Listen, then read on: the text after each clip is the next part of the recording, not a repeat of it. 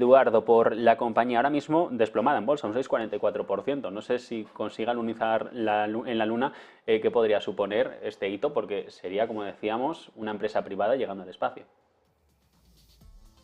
En principio sí, el valor se ha multiplicado por 5 en lo que llevamos de año, que son 8 semanas. Es decir, que podríamos decir que ya se ha ido a la luna, ¿no? Pero fíjate lo que tenemos en pantalla. Desde el punto de vista técnico, electrocardiograma totalmente plano y al boom, al son de las noticias, ya en febrero del año pasado pegó ese pepinazo que se fue hacia la zona de los $122. De ahí se ha hundido en la miseria hasta los 2. Entonces, está muy bien, vamos, vale, venga, vamos a la luna. ¿Para qué y qué? ¿Qué conseguimos con eso? A nivel especulativo en la acción, creo que es un riesgo demasiado.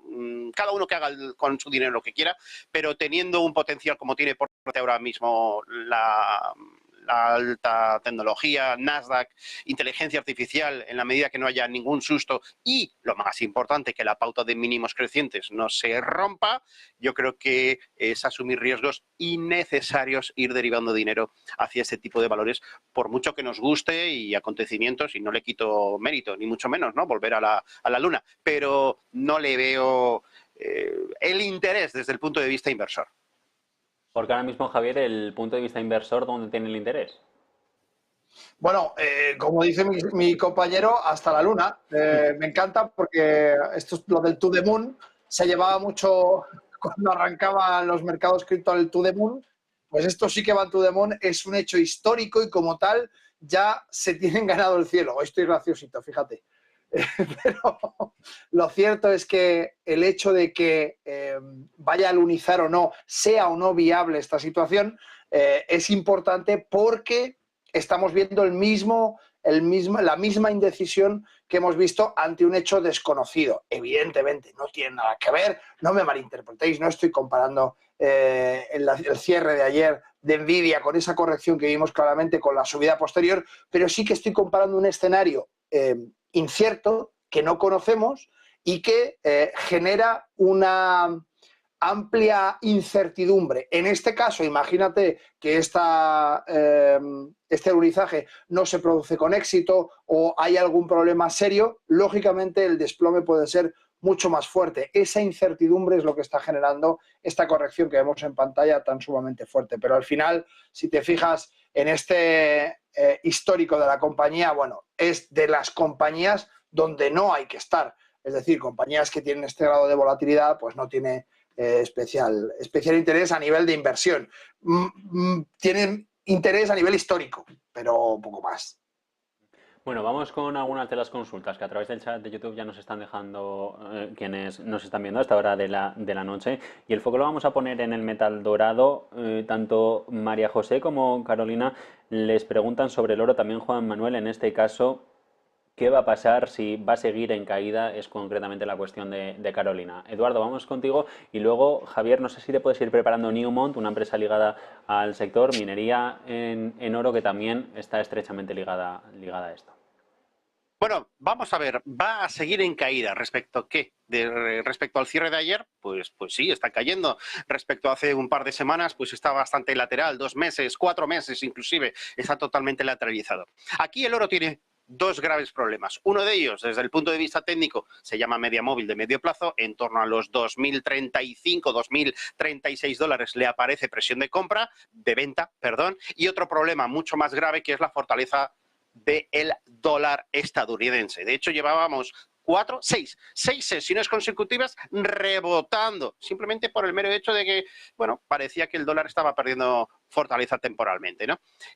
Hoy hemos visto también un movimiento muy brusco en el eurodólar a la baja, o lo que es lo mismo, fortaleza del dólar, y efectivamente y lo estáis viendo claramente, tras 3 días peleando por romper esa media móvil de medio plazo, no ha podido y al final se va hacia abajo. Así que resistencia 2036, vamos a dejarlo en esa zona, un poquito amplia, y ahora pues a buscar nuevo dinero. ¿Dónde entra el dinero? Bueno, pues en el peor escenario yo creo que un 2.008 dólares aproximadamente. No creo que baje tanto, yo creo que al final el 2015 va a aguantar. A fin de cuentas es devolver lo subido desde el martes. Así que queda y está lateralizado. Otra cosa es que le echemos un vistazo en el muy largo plazo.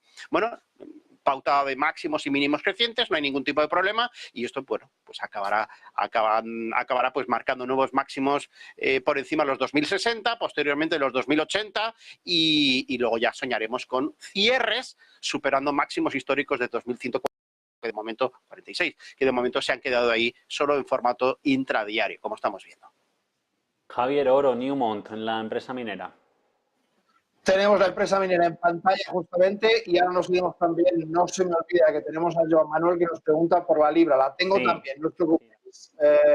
Tenemos a Newmont en una zona muy peligrosa después de la ruptura de esos 34,21 donde sigue cayendo, hizo un pequeño testeo, esa figura de pullback y sigue a la baja de manera muy profusa, por tanto un título con una tendencia subyacente muy fuerte desde abril del 22 y que además está rompiendo soportes importantes. ¿Qué soporte le queda para acabar de fastidiar el asunto? Pues los 29,56. Si perdiera ese soporte seguramente ya no sería especialmente interesante. En principio, nada indica que vaya a cambiar el movimiento que está haciendo. Técnicamente no hay nada que veamos. El precio del oro está bastante bien situado y por tanto no creo que vayamos a tener grandes cambios.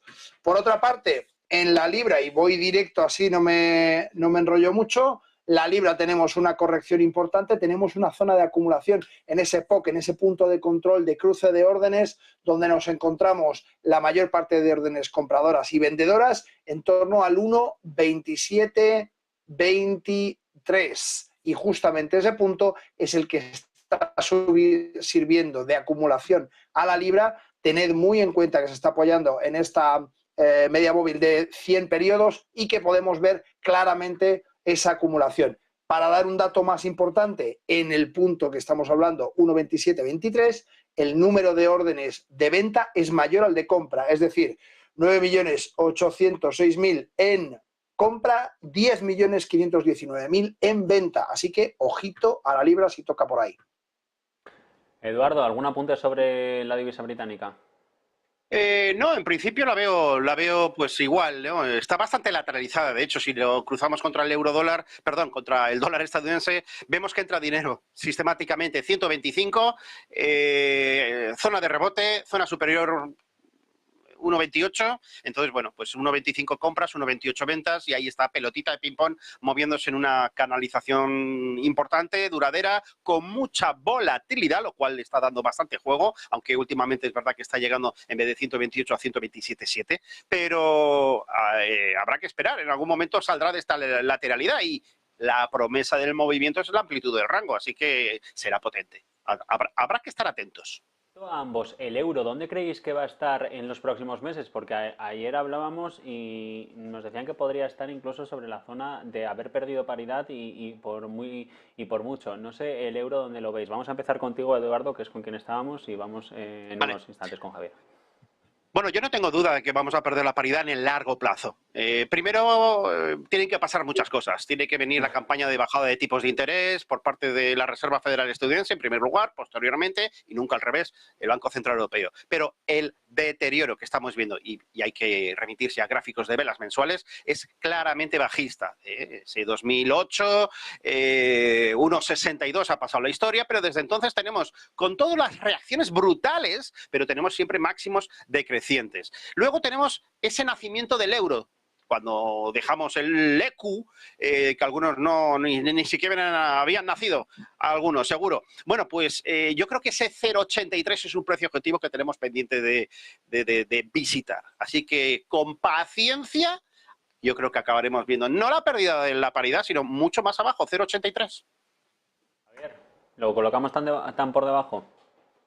Pues 0,8231 es el mínimo experimentado y por tanto no puedo estar más de acuerdo con Eduardo. Es verdad que las cosas, como decimos siempre, en Europa están yendo mucho más lentas de lo que van en Estados Unidos y estamos cometiendo los mismos errores que comete Estados Unidos. La única diferencia es que no son tan gordos, es decir, la deuda en Europa no es tan amplia como la deuda en Estados Unidos. Pero igualmente el capital circulante tampoco lo es. Por tanto, tendría mucho sentido que a la larga esta tendencia clarísimamente bajista que vemos en el euro-dólar continúe. Ahora mismo, ¿dónde estamos? En el corto plazo vamos a salir de estas velas semanales que se nos hace un poquito más difícil de entender y vamos a poder observar la volatilidad que ha habido hoy justamente en esta vela diaria, este doji tan sumamente bestial que estamos viendo, que nos marca una indecisión importantísima. Ya vemos esta zona de soporte igualmente que está manteniendo, testea ligeramente, pero la mantiene muy bien, y tenemos todas estas bandas de Fibonacci para contextualizar un poco, que como veis se apoya claramente y de manera muy recurrente en ellas. Bueno, nos sirve un poco para entender. Como dato curioso, fíjate dónde está de nuevo ese cruce de órdenes, el POC, el punto de control, exactamente en la zona donde ha tocado hoy y se ha ido para abajo como un tiro. Importantísimo ver, para entender esto, cómo está el índice del dólar y cómo está el VIX. En concreto, el índice del dólar, una fuerte subida y de nuevo ese mismo doji que podemos observar. Y si vemos el índice del VIX, vemos una tranquilidad inusitada en ese 14,85 que estamos viendo en este preciso instante. Así que, nada, adelante. Bueno, os voy a dejar a cada uno una cuestión. Por un lado, Alfredo, sobre el petróleo. En este caso te la voy a dejar a ti, Javier, que de petróleo hemos hablado y mucho a lo largo de los últimos meses. Y Rafael, por Plug Power. El ticker, Eduardo, es PLUG, cotizando en el Nasdaq. Ahora mismo lo tengo con caída del 8,22%. Si te parece, empezamos contigo, Eduardo, y luego vamos al ligero, al West Texas. Bueno, una de las viejas glorias, Plug Power, alcanzó los $75,5, como estamos viendo, y desde entonces es una clara pauta de máximos y mínimos decrecientes. Este tipo de situaciones acaban inevitablemente, en una gran mayoría de las ocasiones, como digo, con la devolución total de toda la subida. Esto apunta a movimientos de $1, ni más ni menos, ¿no? Entonces, bueno, ¿qué es lo que tiene que cambiar para que no acabe así? Pues lo que sabemos de siempre, que esta pauta de máximos y mínimos decrecientes comience a ponerse en entredicho.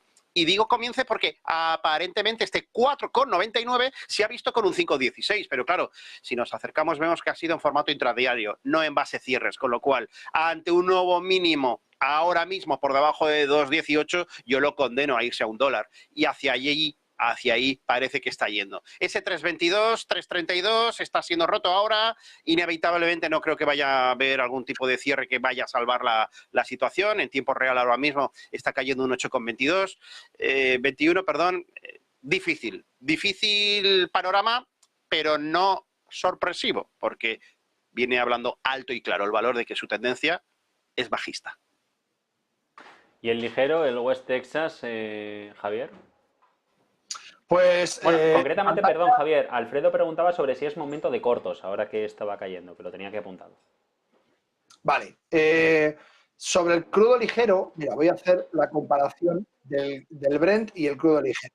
Para los que no lo sepan, el crudo ligero es un poco más barato porque los métodos de extracción son un poco más baratos del otro lado del charco. Es decir, hemos estandarizado el fracking y ahora es muchísimo más barato hacer esas prospecciones de esquisto para poder sacar petróleo de lo que eran cuando salió esta tecnología. Y por eso Estados Unidos ha conseguido ser un productor tan importante de petróleo, entre otras cosas. Por supuesto, hay unos yacimientos en Texas que todos conocemos y que funcionan muy bien.